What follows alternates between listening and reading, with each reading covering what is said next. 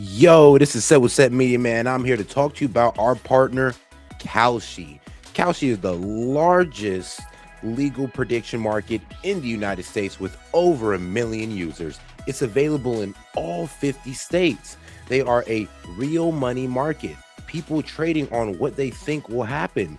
You can build a position and trade in and out of almost any prediction you think. Kalshi facilitates trade between people kind of like the stock market. There's no limiting your trades just because you're winning. Kalshi will pay you interest on your position. So if you make a long-term trade, you can earn a return even before the market is resolved. If you want to try out Kalshi, go ahead and give them a try, guys, at my link, kalshi.com/setmedia. Get $20 when you trade 20, so it's 20 for 20, guys. Once again, that's kalshi.com/setmedia. Go ahead and use my code setmedia to get $20 when you trade 20. Let's go ahead and take a look here at Kalshi, because like I said, it is a trading market where you can put in your prediction and you can go ahead and earn interest on that. You can make money off the knowledge that you know, and if you put $20 in, you get $20 back. So all right, guys, make sure to go check out my guy Kalshi, because you can get in on good trades like who will Trump nominate as Fed chair, will Ali Khamenei be outed as the supreme leader, and will the US confirm that aliens exist before 2027. So if you want to get in on this action, once again, go ahead and go to my partners at Kalshi. Go ahead and use the link, or you can hit the QR code above and use Set Media to go ahead and get $20 when you trade 20. This is Set from Set Media, and shout out to Kalshi. Hold on, I'll mute. All right. No worries. All right, let's go ahead and get right into it. Are you pleased that the now dead Ayatollah Khamenei, the older Khamenei, is no longer ruling Iran? It's a good question. I don't take pleasure in killing anyone. I don't think you should have illegally killed the foreign leader of a nation, who's also, by the way, a spiritual leader to millions of Shia Muslims around the world. Brilliantly deflected. My actual question was, are you pleased that he's no longer ruling Iran? It's a loaded question, because his son is leading the country. So am I pleased with that? No. You must therefore de facto be pleased that the dead Ayatollah is no longer ruling the country. Am I pleased he's not ruling the country? It's a question in vacuum. It's a yes or no. You either are or you're not. I'm. For those who instinctively oppose war on the grounds of economic cost, and far more importantly, the cost in human lives, there is a lot to be frustrated about right now. The case for war, to the extent that it's been made a tool, has shifted repeatedly. It's hard to imagine an abrupt end with a mission accomplished when the mission is undefined. It's hard to see how Iranian protesters or the wider region will benefit at all from regime change when at this point they haven't even changed the Ayatollah's name. And President Trump is yet to explain what exactly happened to his firm stance against war. If his legacy-defining gamble in Iran does not pay off, if the new Iran is much like the old Iran, his successors could pay a huge political price. But just as the president has not made his case from the outset, giving him a clear yardstick to measure his war against, the opposition has been incoherent too.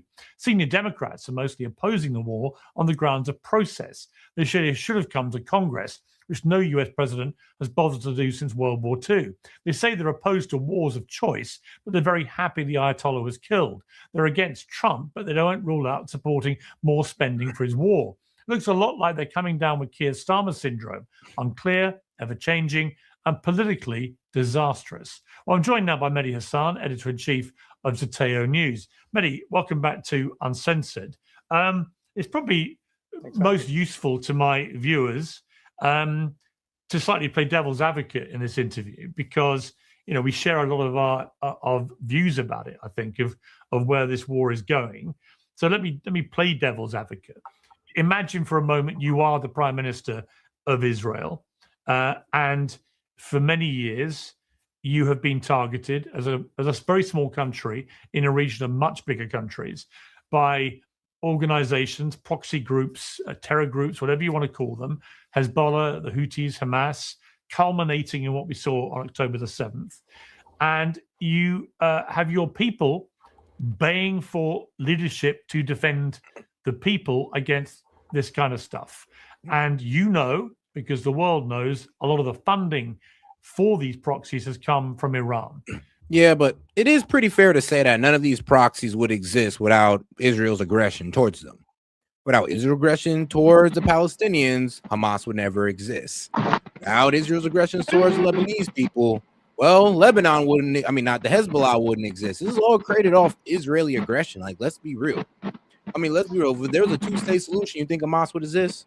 No. There's many reasons why they exist and why Iran supports them, but I'm gonna be honest with you, I kind of don't like the picking and choosing of, they support a proxy when, well, we kind of do the same thing all throughout the Middle East, and our proxies fight their proxies. So I'm just kind of looking at it like, how about this? I'll let go of mine if you let go of yours. I think that's fair. Therefore, they are the mothership, if you like, of supporting this kind of activity in the region aimed specifically against the Israelis. What do you do if you're the Israeli prime minister in that circumstance? And remember, when we talk about Hezbollah and Hamas, Israel attacked these guys first. Piers, the first time I ever came on your show, your opening question was to me, what would you do if you were the prime minister of Israel? I only semi-facetiously said I would resign. The position of Benjamin Netanyahu is an awkward one here for Israelis because, first of all, he helped the funding of Hamas. We've discussed that on this show before. True. You know, and I know the news reporting that he was very happy for Qatari and other money. Yeah, thank you. If you don't know this by now, yes, it is true. Bibi Netanyahu sent Hamas $1 billion through the Qataris, and yes, the Qataris have his handwriting on it. So it is proven verifiably that Bibi Netanyahu funded Hamas with $1 billion. Crazy. Hey, Seth. Yeah. What do you think about the question Piers Morgan was asking in the intro that I see a lot of people ask around? Are you happy that Khomeini's dead? Basically. Yeah, and I see why he says it's a loaded question because it's like, well, I'm happy that he, I guess, gone as an authoritarian figure, but let's be real. Him being gone is going to set off a lot of problems. We'd have been better capturing Khomeini than actually killing him. Like, to be quite honest. It's kind of a pointless question when the regime is still pretty much the same or maybe worse. Like it doesn't really. Yeah. Like, you're right. I've heard what are we talking about? Are you glad Khomeini's dead? I'd have been more. I'm gonna be real with you. I'd have been glad if maybe the whole Ayatollah was taken down. But since Khomeini's just got a successor, it's kind of like, well, I guess I'm happy that he's gone. But in the grand scheme of things, all we did was just piss off a whole bunch of Shia Muslims and now invoke a regional war? Yeah. It's like being like, are you happy that Kim Jong-il is dead? Oh, sorry, Tove. Sorry. No, I was going to say, with him taking over, what happened to the 88 people that were in the succession line that they said that they bombed at that get-together, that they were having to choose the next supreme leader? Oh, no. They actually they bombed the building that they were supposed to meet in. They didn't bomb the people who were actually supposed to be in that building. So yeah, they still. So they thought they were. Mm-hmm. They were told they were going to be there, so they bombed the building, and they weren't actually there. Yeah. Okay, so that makes more sense. Because I was going to say, I thought they said that I thought someone said that, oh no, they took out the entire succession line. Oh no. And then this guy shows up, and I'm like, wait a second. I thought he was the more radical of the brothers, and that's why Khomeini had his other son as his successor. Well, I know they had one before his son because they didn't want to go down the Khomeini bloodline. Yeah, they want to do the whole bloodline succession, but we killed that guy. That guy died, so we had to go with his second eldest son. And apparently this guy is supposedly more radical. Granted, he's already been injured, so... True. So, and that's what I'm saying. Yeah, the guy is injured. He has been reported to be injured. Apparently something's up with his leg, so don't be surprised we see this guy walk around with a cane or a wheelchair. Dude, I heard that it was amputated, so... No, we'll see. We will see. Yeah, I think the whole question of, say you're happy that Khomeini died is just like being like, say you're happy that Kim Jong-il is dead. It's like, okay, Kim Jong-un is now in charge, and he's just as bad, if not worse. Like, yeah, and then what is there really to be happy about? Yeah, let's see, he died and his sister comes into power. Well, we've all heard his sister's way worse. Yeah, exactly. I don't think they'd let her come into power. Yeah, I know, but like, if we're not actually taking out the complete Ayatollah, then I mean, yeah, it's like a bittersweet win with taking out Khomeini. It's like, it's all right, it's nice, but let's be real though. Khomeini wasn't the main person causing all the terror that these guys were complaining about going on in Iran. He wasn't the main guy. Well, yeah, it's like how things work in a fantasy book. Like, you just take out one guy and then the world becomes a free democracy and everyone loves it. That never really happens. Like, yeah. But that's what we thought was going to happen in Iran for some reason. And let's be real, I guess the administration tried to put up a strong face by saying that, oh, well, we're going to pick the one who's going to run and all this good stuff. And I think they were hoping that they could probably pull off what they did in Venezuela. Like, all right, let's see if we can get somebody in the Ayatollah who's going to play ball. Instead, we got somebody who's more pissed off at us than the Ayatollah we took out. And it's like a totally different structure and different culture, different society than Venezuela. And so having that interpretation of it is, I don't even know how Trump could have that interpretation, honestly. But I don't know. I think I'm pretty sure Lindsay was a big a big pinnacle as to why this is going on. Yeah, trust. We all know Lindsey Graham is one of the main people in his ears, and him. I'm pretty sure he's working as an envoy between him and Netanyahu. I forgot what I was reading, but it was talking about some of the advice that Dan Kane had given Trump. And from my understanding, generals that are advising the president don't really say their own opinion. Mm-hmm. They just try to be fact of the matter on everything, and give the president as many options as possible.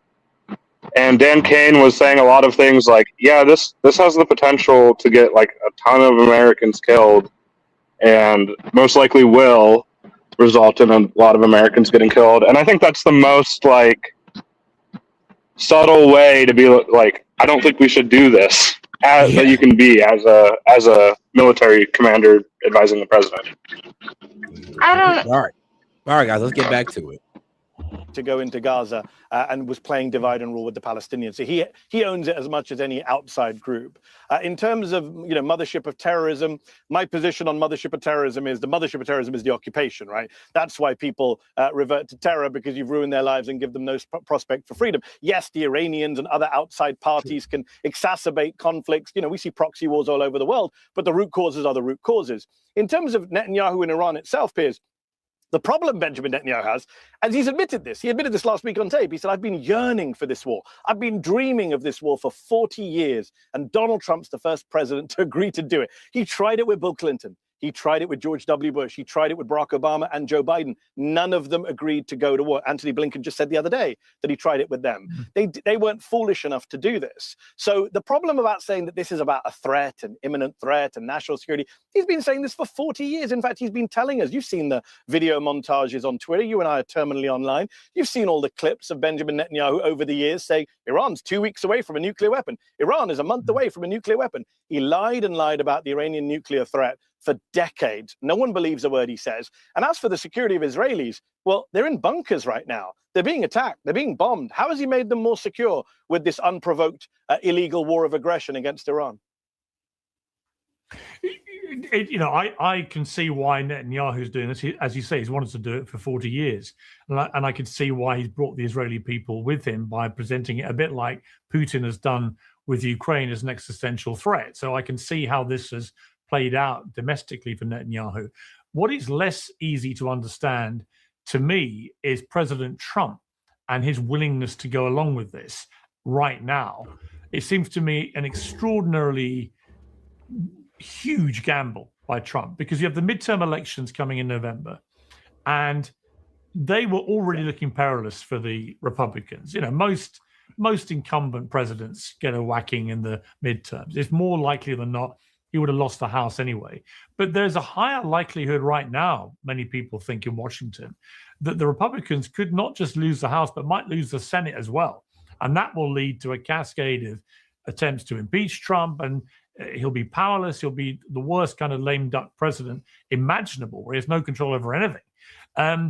And he's predicated his whole presidency when he campaigned on, I'm not going to get involved in foreign wars. I'm going to stabilize the economy. I'm going to sort out inflation, all this stuff. And yet here in one fell swoop, he has caused economic mayhem, which they must have known would happen, because you're attacking a country that controls the Strait of Hormuz. He has caused extraordinary instability in the Middle East, in the sense that by doing what he said he wouldn't do and attacking another Middle Eastern country and dragging America into that war, it's provoked Iran into attacking all the neighboring Gulf states, who are enraged by that and will be, of course, blaming Iran predominantly, but also probably looking at America and saying, was this really a smart move to do this right now? I'm trying to work out how this is a good moment for Trump politically or economically, and the two are wedded, I think, to do this. Never mind anything else. Never mind whether it's legal or anything else. Just the politics of it make little sense to me. Yeah, he's always been his own worst enemy, Piers, which is why those of us who are opposed to Trump, and I know you're not, but I am, have always been appreciative of the fact that he's a very incompetent authoritarian. He's a very incompetent leader, in that if he was a smarter leader, we'd be in much more trouble in the US right now. He'd be able to get his agenda through much quicker, to my great consternation. So I appreciate the fact that he's surrounded by incompetence, even when he's executing a war of choice. In terms of the elections, I agree with you. I think he's made the midterms much harder to win, which is why they're doubling down now on voter suppression. They're trying to pass the SAVE Act. You saw Piers, him threatening that he won't pass any other legislation. He won't sign a single other bill until his beloved SAVE Act, which is basically a voter suppression bill, goes into office. He's not ruling out having ICE agents surround the polling stations as a form of voter suppression as well. So they know they're in trouble at the midterms. Rather than change course, they would try voter suppression instead, which is the Republican way. The economy is we're only looking at the beginning of the economy tanking piece. He already had the fallout from tariffs, the jobs news, the really bad jobs news that came out a few days ago. That was pre-Iran. So we're looking in a really bad shape in terms of economy. And when you say everyone knew about the Straits of Hormuz, I think you're overestimating your friend. He's not very smart. The people around him are not very smart. Everyone knew this would happen, but maybe they didn't. I mean, Trump was saying last week, Piers, I didn't realize Iran would attack the Gulf in this way. Why not? What did you think Iran was going to do when they were attacked? They were obviously going to hit US military bases in the region. And the Emiratis, you spend a lot of time in the UAE, one of the most loyal American allies, one of the most pro-Israel Muslim majority countries. They've come out very sharply. A businessman close to the regime wrote an open letter slamming Trump and Graham as Israeli puppets just this week. So it's not looking good for their alliances in the region. The economy is looking bad. The politics of it are crazy. But I think this is the problem when you have a man-child as president, when you have someone so easily manipulated. Lindsey Graham is a man who Donald Trump dismissed 10 years ago as a warmonger. He said he's a dumb guy. If you listen to Lindsey Graham, he'll start World War III. Well, guess who's listening to Lindsey Graham right now? Donald Trump is. Lindsey Graham bragged to the Wall Street Journal that he treated Donald Trump like a child. He spoke to him with a, quote, word association game to get him to come along with war. He said he flew to Israel and coached Netanyahu on how to manipulate Donald Trump into war. So that's what happens when you have a man-child in the White House who can be easily manipulated by the last person who spoke to him. Today's show is sponsored by Veracity and their metabolic power protein. Let's be honest, life moves fast and regular meals sometimes don't have the punch we need. Veracity focuses on the root cause of up to 40. Sorry, guys. And this is why we say Lindsey Graham is a fucking joke. Literally. Yeah, we know. And disgusting. Damn. But yeah, he do look disgusting. But I'm gonna be honest with you though, like I said, it just makes Trump's look bad because of the incoherent message. Anybody can poke holes at that all day.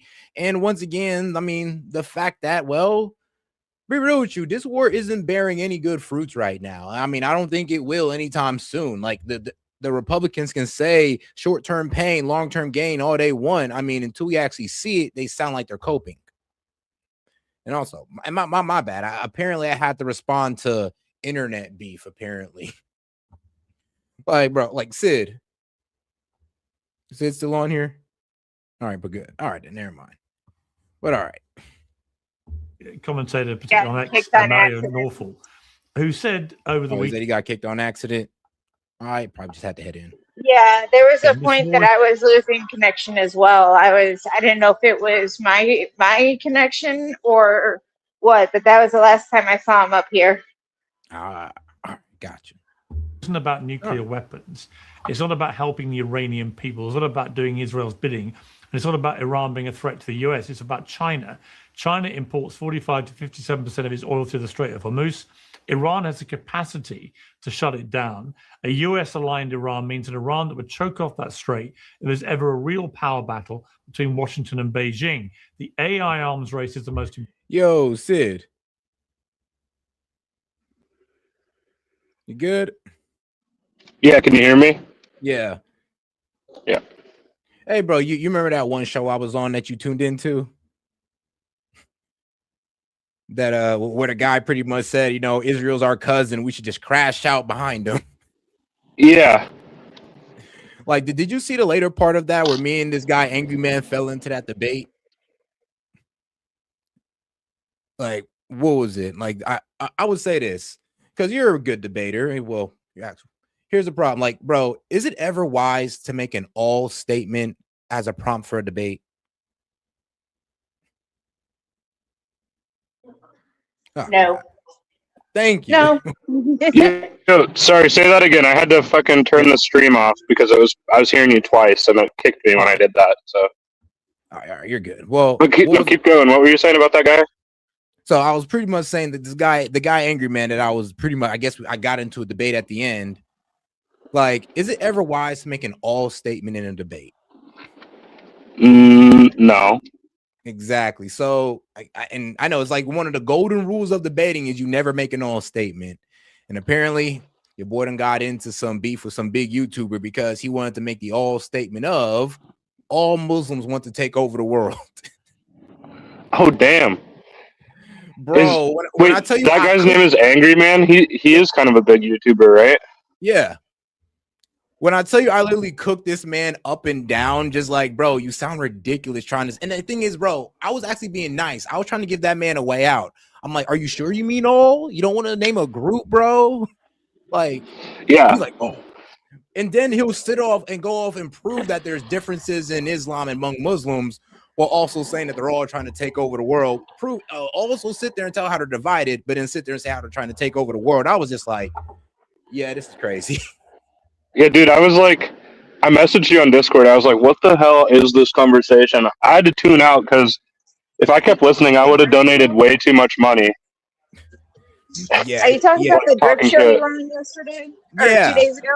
Yeah. Well, yeah, the guy was literally coming at me pretty much saying, oh, you don't believe that all Muslims are trying to take over the world? I'm like, it's right in front of you. I'm like, no, it's not. Not all of them, but there are some. But there's groups out there that definitely speak that definitely want that. But there's some that are saying they're gonna get in our homes by hook or by crook, and they're gonna take over America by the ballot or the bullet. And I mean, but is that all? Is that how all Muslims feel? I don't think it's all of them. Exactly. I think there's like over 1 billion Muslims, right? Like 2 billion of them, really. I feel like if they were all trying to, they'd have a lot better luck than they've had. Bro, we'd have Islamopaxica all throughout the Middle East. They'd probably own all of Africa. We'd be fucked right now if that was the case. Yeah. If they were trying to take over the country. So plus, I think most religions have some aspect to them, except maybe Judaism, where they try to get a bunch more people to be part of that religion. You know what I mean? Yeah, it is always funny how people do complain about missionary work. Like, oh, they're trying to recruit people. Yeah, the Christians do the same thing. I mean, don't y'all go door to door passing out Bibles or trying to spread the word of the Lord? Like, what about y'all? Yeah, or go to like different countries and try to fucking do missionary work there.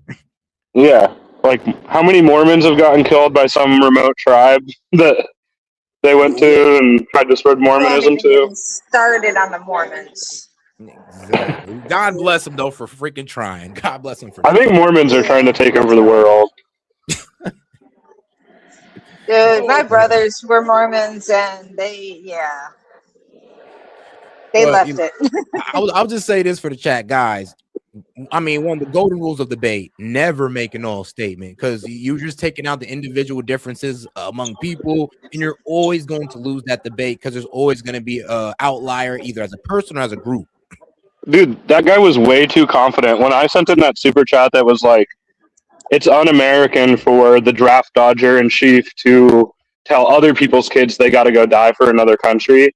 And he was like, his response to that was something like, "Why is everyone so scared so suddenly? Why is everyone scared? Okay, a few people might die, but when did we become pussies all of a sudden?" And it was like, Yeah, dude, 7 people have already died, and that's not even to speak of like, imagine being one of the parents in Iran right now who had their kid die at school. Like, I know we like to not think of our adversaries as people, but they're people just like us, and a lot of them are just involved in this because they just happen to be born in the wrong country, and they don't really have much beef with us. So we shouldn't like rejoice in Tehran looking like an apocalyptic hellscape or at all. Kids dying. I know that most people aren't, but I was just so amazed by his response to that. Like, yeah, exactly. But before we get back to the show, but I guess I am gonna have to take this guy on the one-on-one side, because I'm just like, bro, if you're just gonna give me that prompt, I would take an easy win any day of the week.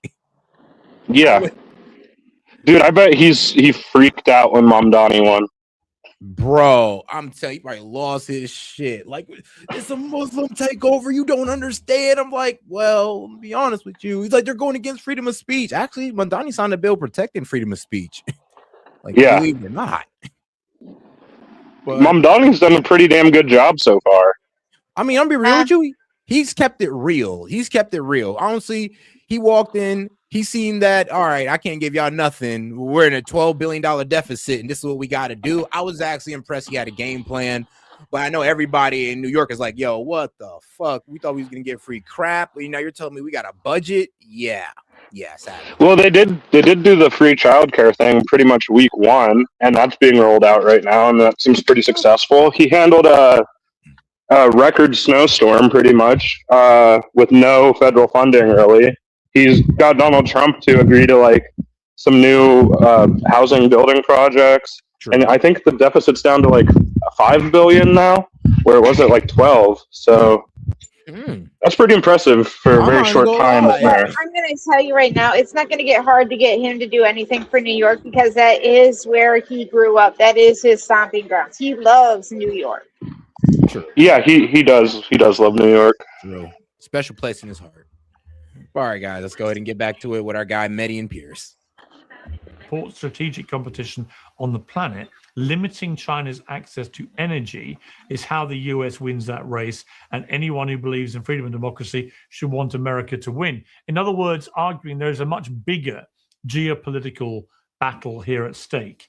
And it may explain Trump's interest in Greenland, his interest in controlling the leadership in Venezuela, his apparent plan to maybe go into Cuba.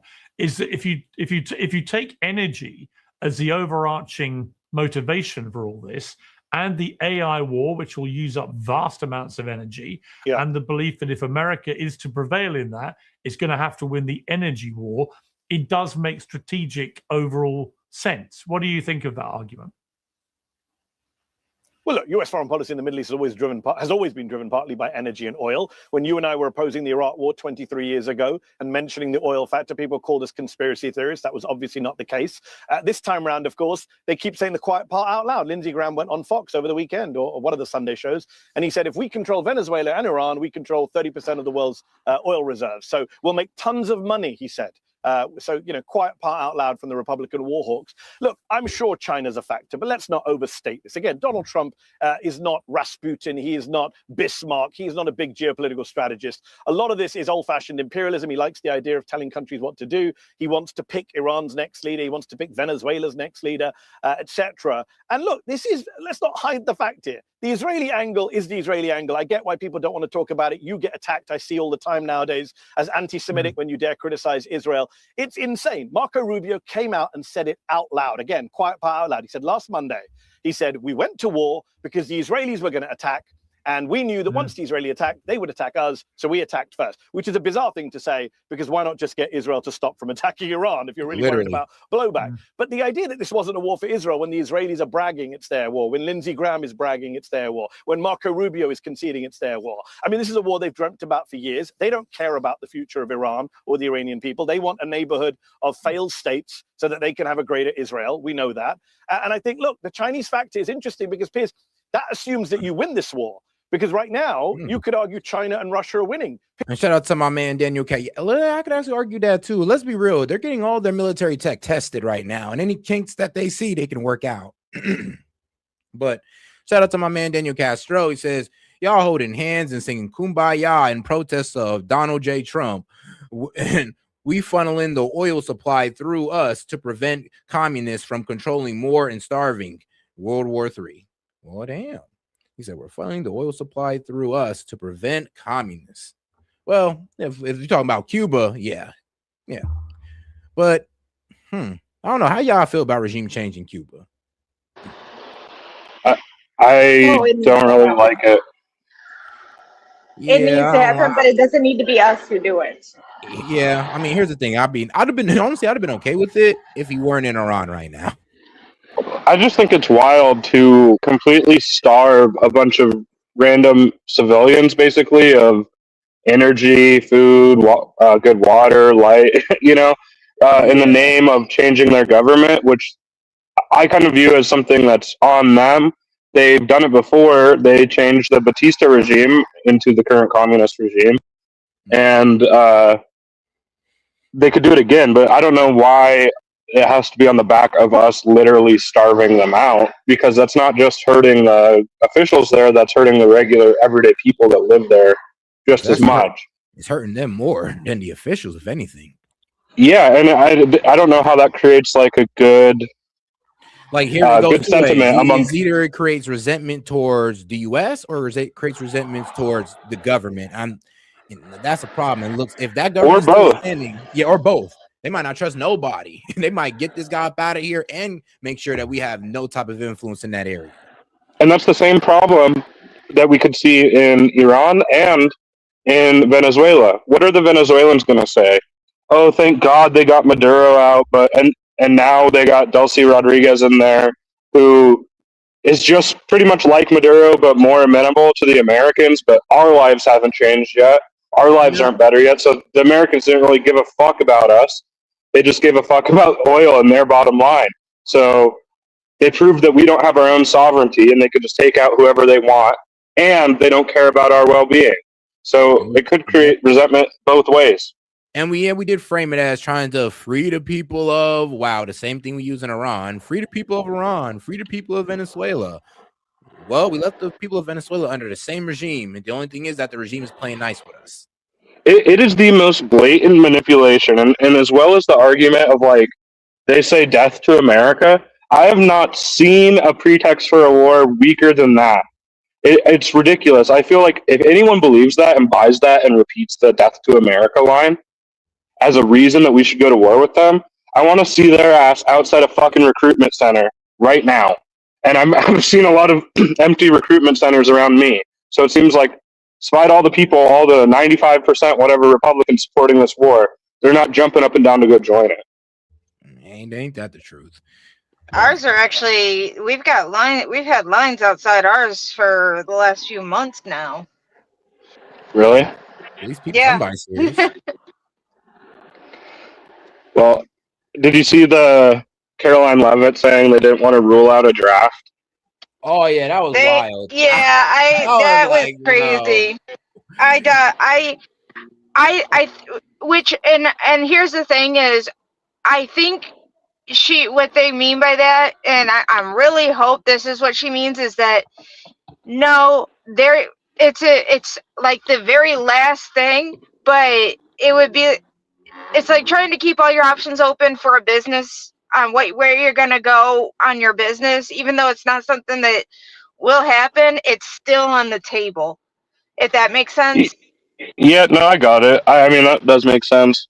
And I don't think it's the most likely thing to happen, but here's what I will say. I've already done the calculation in my head as a fighting age man that I would much rather take the punishments of avoiding the draft than going and dying for another country.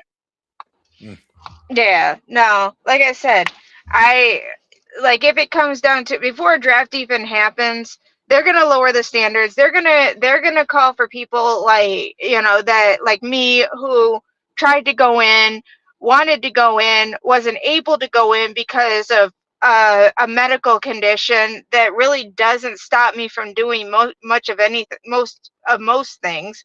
Or they're going to go again for people like me who have military adjacent training. They're going to call us in before they go for a draft. After what happened with Vietnam, it would be suicide because of how many people we saw jump sides, how many suicides, how many mental people that went like in Full Metal Jacket. That's actually that the beginning half of that movie where Sergeant Pyle or Private Pyle did what he did, that was based off of multiple instances from the draft. They would be stupid to initiate that, but that doesn't mean it's not still part of our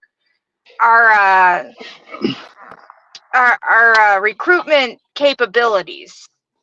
The only issue with that, and I agree with what you're saying, and that's all true, but the only issue with that is that I feel like the Trump administration has kind of ruined their escalation ladder. I think they've shown their hand that they are unwilling, or at least really reticent, about committing troops on the ground. And that gives Iran an upper hand in the escalation ladder because they can just kind of keep doing what they're doing if they know that we're unwilling to put troops on the ground. So I don't know why the Trump administration would show their hand in that way, but still not want to be like, oh, but we still might draft people. Like, it just seems like such a stupid statement to say. It also sounds more like they're trying to mislead our enemies. I mean, they could be using that as a way to mislead our enemies as well. Give them contradicting information so that they don't know exactly what the plans are. Because that was one of the biggest issues we had with Afghanistan and Iraq, was our news was quite literally giving away our troops' locations and giving away our administration's plans every time they would come out with something new. That's a total double-edged sword. Yeah, it is. Because that leaves American people having no idea why we're fighting this war or what's going on. And so we can't even be informed on whether or not we should be fighting it because we don't have any good information coming from the government that gives us a sign on when it's going to end, if it's just the end or if it's the beginning, if there's going to be troops on the ground, if there's not, if we're going to but at the if it's going to last weeks, months, years, days. It's like you said, it's a double-edged sword. They either have to mislead the enemy by misleading the American public, especially in this age of technology. All it takes is the wrong thing to leak out and for our enemies to get it, and we're royally screwed. Yeah, but here's the thing. Our military gets its legitimacy from us. It's an arm of the government, and our government is supposed to represent us. It's a representative republic. If we have no understanding of this war, why we're in it, what their goals are, then how can we give consent to even join the war? They just want us to all be like, well, I just trust President Trump. I trust his judgment. And that's like so despicable. That is not what our country should be. If there's examples of that in the past and presidents feeling that way in the past, fuck them too. But like, it's absurd to me that anyone would be comfortable signing on to this or supporting it without knowing anything about it. And I think that the more we know about it, the less people would support this action. All right. Because if you really think if they actually had evidence that Iran was about to strike us, like Trump said, that they wouldn't show us and get a ton more people on their side in support of this? Bro, if they had evidence that Iran was going towards a nuke, they'd been able to show us that. I always do say people who are scared of the whole nuke thing, like, bro, I actually looked up the process of making a nuke. And they've been able to hide the whole 90% enrichment, but the warhead and all that good stuff, and like I said, taking it from, what was it? They said the liquid, the powdered, and the metal, all that would have been traceable, and we'd been able to see all that within the first couple of weeks or so, and it has still been like a month out from the actual. It didn't this regime have like a? Go ahead. Sorry. I was gonna say, if I remember correctly, a few years ago there was a nuke that was lost off the freaking coast, and they took them a long time to find it. I never heard about that. I don't remember that. That was, I don't know if it was clickbait or what, but I remember hearing something about a nuke disappearing under Biden off the coast. They were relocating it or something, and something happened to the ship and it rolled off, and it took them a long time to find it. Yeah. But like I said, it could have been clickbait, but it was years ago, so. All right. So you could tell me if I'm wrong or right here, but I thought there was that the Ayatollah Khomeini had a fatwa on nuclear weapons and at least on ballistic missiles, in that they didn't produce ballistic missiles that had a range over, I think it was 2,000 miles. Mm-hmm. And so even if they'd have to build a ballistic missile or capable of carrying a nuclear warhead over 2,000 miles for it to be a threat to the United States at all. Yeah, I mean, they don't even have intercontinental ballistic missiles. So it's just like when people say they're an imminent threat, I'm like, to Israel, sure, but not us. Yeah, like North Korea spent years building up their missiles first until they had an ICBM that they could put a nuclear warhead on, and then they started making their nuclear warheads. Like, it really didn't seem like we were ever 2 fucking weeks away from Iran getting a nuclear weapon. Like, that's all propaganda, and they don't even seem like that big of a threat that they've been framed as this whole time. You know what I mean? Like, they're supposed to be so scary, but also we're winning and we're doing such a great job, and it ain't even like any sweat off our back. But they were so scary, and they were such an imminent threat. Yeah, it is the double. Gas is down to $2.49. Sweet. I'm getting gas. But all right, though. But the main problem was that, shoot. Oh, man, look, I'm just going to be real. I just don't really see our interest being handled at this moment. And then also, all right, look, like, hold on a second. What was your point, actually? What was your last point you made? Me?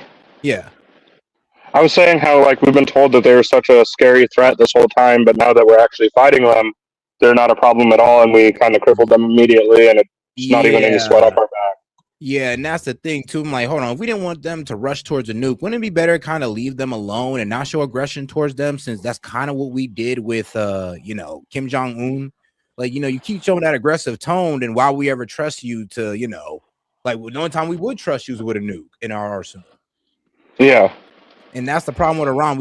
I think we put too much aggression, and if they were ever to go towards a nuke, I mean, let's be real. I would understand why, because they understand now that you don't get no real sovereignty in the world unless you got a nuke.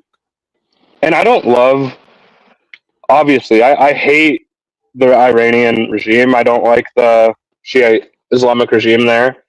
But I do feel like there's a double standard there when we are allies and partners with countries like Saudi Arabia that are also very repressive, that have morality police themselves, that are very restrictive on women, and that it's a fucking monarchy. It's not a democracy. They don't have that. They don't have freedom there. Yet we invited them into the fold. It's literally picking and choosing. Like, you think any of these some of these Muslim countries are ran just like Iran.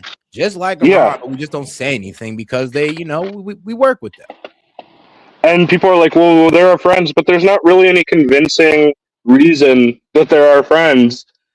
And we can't really criticize Iran while being like, Saudi Arabia is cool, in my opinion. Saudi Arabia, was just led by a guy that killed an American journalist and like chopped up his body. Yeah. All for trying to write about him. Yeah. So, yeah. So some ally, right? Some ally. Really, some ally of ours. And that's the funny part, though. I mean, like I said, we pick and choose which radical regime. And like I said, if you got a nuke or if you work within our interests, it don't matter if you got a dictatorship, a monarchy, whatever. It don't matter. As long as if you got a nuke or you work within our interests, we'll leave you alone. Yeah, and there's no way it could backfire. When have we ever supported like a monarchy in the Middle East that was working within our interest and they were very wealthy? And then there was like some sort of revolution in the country and they became not our allies anymore. When does that ever happen? That'll probably never happen with like Saudi Arabia, right? All right, I'll give you that one. All right, that was funny how you lined that one up. All right, I mean, guys. it's like people have no concern about that. Like, it's like, oh no, there are people that have concern about that. There are definitely people who have concern about that.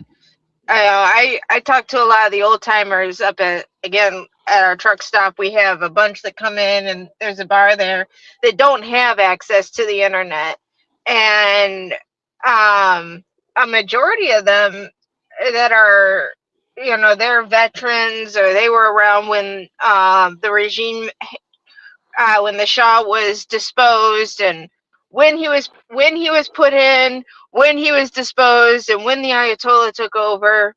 And they've saying honestly, they've wanted to get us away from we needed to take care of it back then, and we need to take care of it and then get out of it and stay out of it.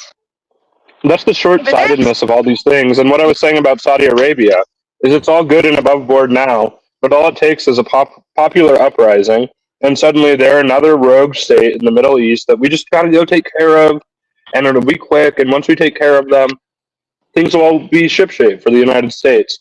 But how is that how it ever works with sovereign countries? I think this is more to do with setting us up on the world economic stage and reshaping the world economic stage than anything else. It's all, and I'm gonna say it is about the oil in a sense. It's about the oil dollar and making sure that we are the ones that are on top. We have a much bigger country with a much bigger population to take care of. We don't have to leave the country to go to the desert or to go to the woods or to go to the mountains or the snow caps and go skiing. You got to kind of think of it from that point of view too. We are so big and we have such a big population that it is a strain on our natural resources, our economic resources. And yeah, we need the majority of stuff. We need a larger oil reservoir, or I hope you know where I'm going with reserves. Yes, I get it. Yeah, we need a much larger oil reserve. So yeah, we need to be at the top of the world stage so that we can take care of our population. All right. Well, we're also like $36 trillion in debt, and we've spent like $8 trillion on war in the Middle East. And for my whole lifetime. The oil will take care of that debt. Donald Trump has contributed like $10 trillion to that in his 2 terms. He's supposed to be spending down, right? He's supposed to reduce the deficit, reduce the debt, but he's getting us into more costly, expensive wars and increasing the debt. I will be right back. My uncle's calling, so I will be back. I actually have to go, but I'll see you later. All right, guys. I was just actually about to close down the stream. It's about that time. All right, guys. I appreciate you guys for tuning in, man. Shout out Sid. Shout out Toad, man. Appreciate you, big dog. I'm going to go ahead and close out with a word from our partner, Kalshi. Make sure you go ahead and, get in on the deal, guys. All right. I'm going to go ahead and leave you with these guys. Hey, make sure to double tap that screen, like the video on your way out, and subscribe to the channel. Appreciate the support, guys. Yo, this is Set with Set Media, man. I'm here to talk to you about our partner, Kalshi. Kalshi is the largest legal prediction market in the United States with over 1 million users. It's available in all 50 states. They are a real money market. People trading on what they think will happen. You can build a position and trade in and out of almost any prediction you think. Kalshi facilitates trade between people kind of like the stock market. There's no limiting your trades just because you're winning. Kalshi will pay you interest on your position. So if you make a long-term trade, you can earn a return even before the market is resolved.